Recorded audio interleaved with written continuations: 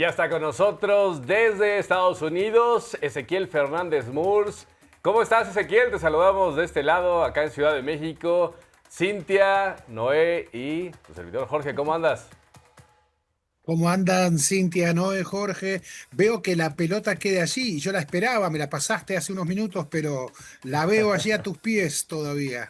Quería que la bajaras de pechito, que quería que la bajaras y que hicieras alguna jugada maestra como Maradona o Messi. Pero bueno, el tema de hoy, Ezequiel, sin lugar a dudas, además de Cabo Verde, es lo de Irán. ¿Qué comentar acerca de toda esa travesía y todos los problemas que ha tenido esta selección como país para poder disputar esta justa mundialista? Sí, ante todo, qué paradójico, estimados, que el debut de Irán en el Mundial se produjera al mismo tiempo que se anunciara un acuerdo de paz, ¿no? Después del ataque estadounidense e israelí a partir de febrero, que dejó más de 3.700 muertos, cerca más de 300.000 heridos, escuelas, museos, hospitales destruidos. Qué paradójico que ha sido todo esto. Una de las historias centrales que vi fue el intento de muchos hinchas iraníes. Los Ángeles, donde jugó hoy Irán, debutó en el Mundial empatando 2-2 contra Nueva Zelanda en un partido atractivo con mucha intensidad. Los Ángeles es una ciudad que tiene muchísima comunidad iraní. Muchísima diáspora iraní. Y claro, es una diáspora crítica al actual régimen iraní, con lo cual hubo una campaña muy fuerte para llevar banderas iraníes, pero previas, no las actuales, sino aquellas de los tiempos del Shah de Persia, aquellas que a partir de la revolución de 1979 fueron cambiadas. Bueno, los aficionados, la comunidad iraní allí en Los Ángeles hizo una gran campaña para llevar la bandera anterior, la bandera que tiene al sol y al león. Bueno, la FIFA dijo está prohibido hacer eso. Bueno, una representación iraní decidió iniciarle juicio a la FIFA por esta prohibición y un juez, horas antes del partido, le dio la razón a la FIFA. Con lo cual no se podrían haber llevado estas banderas. Sin embargo, estas banderas, la mayoría entraron al estadio. En algunos casos solamente les decían que por favor quitaran los palos de la bandera, pero sí que la bandera podía ser enseñada. Detrás de uno de los arcos se vio también una consigna, un número. Ese número decía 168. ¿Y a qué se refería ese número? A los 168 escolares asesinados el primer día de los bombardeos estadounidenses en Teherán. Pues es que ustedes saben que yo estuve en Qatar en un partido de altísima tensión política, que fue cuando jugaron nada menos que Estados Unidos e Irán. Una electricidad había en ese estadio. 2-1 ganó ese partido Estados Unidos. También habían jugado en Francia 98. Había ganado Irán en esa ocasión el partido. Por aquel triunfo, los jugadores iraníes se convirtieron en una representación extraordinaria en su país. Uno cree que solamente se fanatiza con el fútbol en los países más poderosos del fútbol. No, aunque no haya títulos, cualquier afición tiene derecho a sentir esa pasión futbolera y la siente. A tal punto que yo suelo recomendar, hay un cineasta extraordinario en Irán, Abbas Kiarostami, y hay una película que recomiendo. Es un momento de una película que trata sobre la vida y nada más. Y en un momento de esa película que estamos viendo en pantalla, el niño llegan a una zona que estaba devastada por un terremoto. Y ese niño está desesperado porque juegan Argentina y Brasil en Italia 90.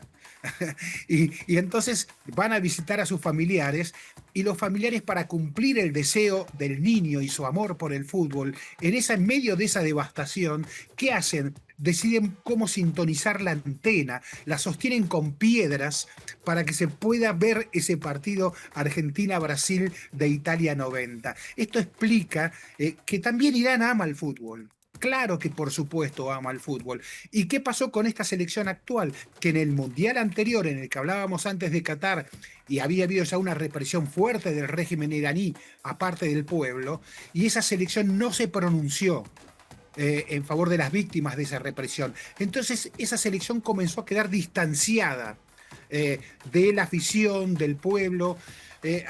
claro, cuando comienzan los ataques estadounidenses, ahí se hace más difícil, pues no todo el mundo, vos podías estar en desacuerdo con el régimen iraní, pero no de acuerdo con los bombardeos estadounidenses. Entonces esto se produjo una contradicción. Hoy la selección iraní que salió temerosa al estadio y que sabemos es una selección que no pudo mantener Claro, su concentración donde debía jugar, sí. Y en justo Estados Unidos. Ezequiel, Sí, también hablar un poco también de la selección femenil, ¿no? Porque ahí también hubo una controversia cuando fueron a jugar la Copa Femenina Asiática y que muchas se querían quedar allá en Australia y otras al final sí decidieron irse, luego que no, y luego al final también es justamente por este régimen, ¿no? También que pasa estas cosas. que por un lado está el régimen iraní con su dureza, su represión, y por otro lado una diáspora en la que muchos no creen, porque representa al anterior régimen del Shah de Persia, que representaba otro tipo de represión, otro tipo de silenciamiento. Entonces, cuando estas jugadoras que nos contabas fueron objeto de debate, ¿qué hacen? ¿Nos quedamos en Australia, creo que era, o nos volvemos? Se descubrió que finalmente muchas de ellas habían sido presionadas justamente por la diáspora iraní a partir de esta discusión política que hay en Irán. Los jugadores hoy fueron finalmente aplaudidos por el público. Ellos tenían miedo de cómo los iba a recibir esa diáspora. Entonces, más allá de las banderas que exhibieron, los jugadores iraníes en su empate 2-2 de hoy contra Nueva Zelanda se mostraron contentos. Dicen, hemos recibido apoyos, he recogido declaraciones de esos jugadores, las hemos visto post partido, que terminó hace escasos minutos ese partido, y ellos se declararon contentos porque sintieron haber recibido apoyo de la afición. Claro. Yo lo que quería simplemente recordar antes también, Jorge, es que la selección iraní debió trasladar su base de concentración, de preparación a Tijuana. Una vez que el gobierno estadounidense denegó visas a buena parte de la delegación y que Trump manifestó que, bueno, vamos a ver cómo podemos recibir a una selección iraní. Sí. Bueno, entonces allí hubo una negociación de la FIFA con el gobierno mexicano, la presidenta mexicana Sheinbaum dijo que sí, que claro que México podía recibir y Sí. esa selección debió trasladarse a Tijuana, con lo que afectó esto la preparación de la selección, ¿no es cierto?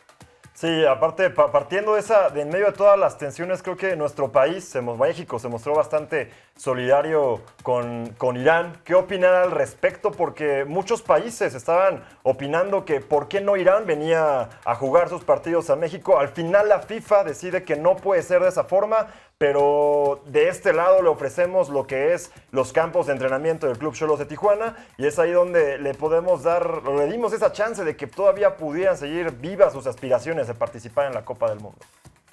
Sí, sí, hay una tradición histórica de hospitalidad de México como calidez y anfitrión, y sabemos que en Estados Unidos, y preguntémosle si no hoy a la selección uruguaya, que sufrió una requisa antes de salir al estadio, es insólito, selección que tiene que protagonizar, que juega un partido y sufre una requisa, porque si en un lugar te reciben con calidez, en otro te recibe la policía migratoria ICE. Bueno, a la delegación iraní le denegaron visas y por eso fue entonces el acuerdo con el gobierno mexicano que pudo sí darle apoyo, lugar para entrenarse y prepararse a la selección iraní, que debió viajar entonces en un vuelo charter a su partido de hoy, que fue en Los Ángeles, donde paradójicamente reside una muy poderosa comunidad iraní.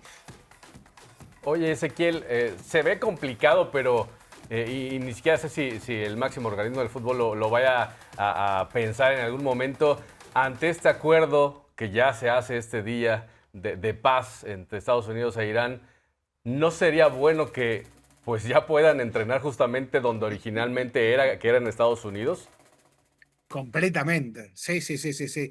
Pero sabemos aquí que anoche, en nuestra transmisión de anoche hablábamos del cumpleaños de Trump y de los regalos que Infantino podía darle en la piñata FIFA al presidente de Estados Unidos, y evidentemente esa piñata FIFA incluye la distracción de la FIFA hacia los problemas de Irán. Entonces la FIFA se da el lujo, Estados Unidos, país anfitrión, obligado a aceptar normas y condiciones de la FIFA para sus mundiales, se da el lujo de decirle que no a una de las selecciones clasificadas para el mundial.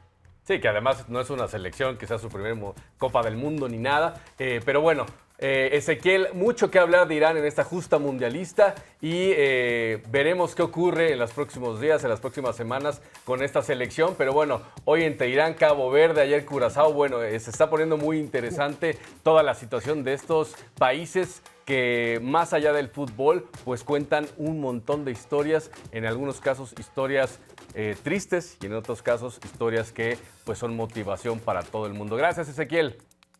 Un abrazo muy grande y esperamos mañana el debut en Kansas de la selección argentina del campeón mundial.